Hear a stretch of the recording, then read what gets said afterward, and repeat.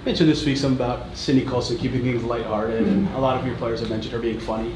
What can that kind of personality do, and how is that leadership style maybe different but still helpful for a team? I think it keeps the team loose, number one. Every time, well, anytime I think you go through the ups and downs of a season, and in certain situations you need a little comedic relief, and her timing is always perfect. And I think also just her perspective. I mean, yes, she brings the lightheartedness and whatever, but she's also very serious when it comes to basketball, and she understands the game. She is like having a coach on the bench and on the floor when she's out there. And so, her voice carries a lot of weight. And I'm also thankful that in those times when it can get a little stressful or tight or tense, that she knows how to loosen everybody up. Do you remember any specific one thing that you thought like that's the funniest Sid Colson moment, or is it just a bunch of little perfect timing? It's a bunch of little things like, I don't know, some appropriate, some not. But no, I mean it is. It's really just a bunch of little things, and she keeps it light, which is important. It's important with what we do.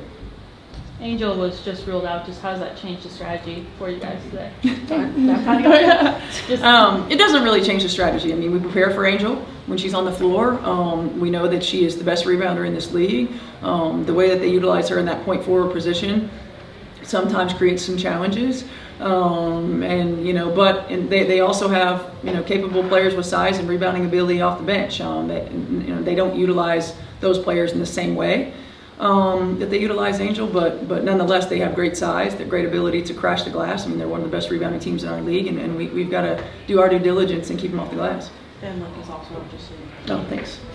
There's been a lot of talk this season, and especially recently, just about the schedule and the condensed amount of time in between games. I'm curious, do you feel that it's affected play or quality at all?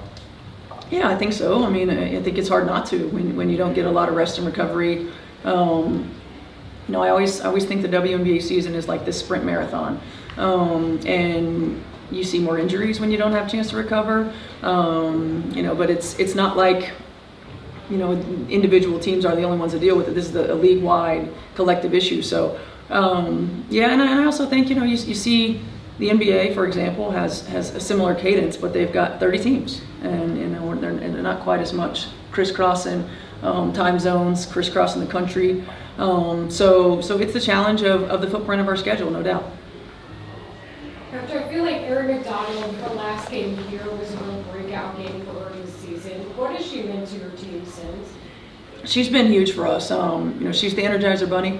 She comes in and she really makes things happen. On the offensive end, does a really good job of getting us into offense, creating downhill, different from like when Caitlin's on the floor. We play a little bit differently, pushes tempo, and sets the tone defensively. It's important for us to have somebody that can be that head of the snake that can really just get into offensive players one-on-one. Her confidence has grown. Her decision making in our offense, and now that she continues to get more comfortable, grows, and I think her leadership grows too.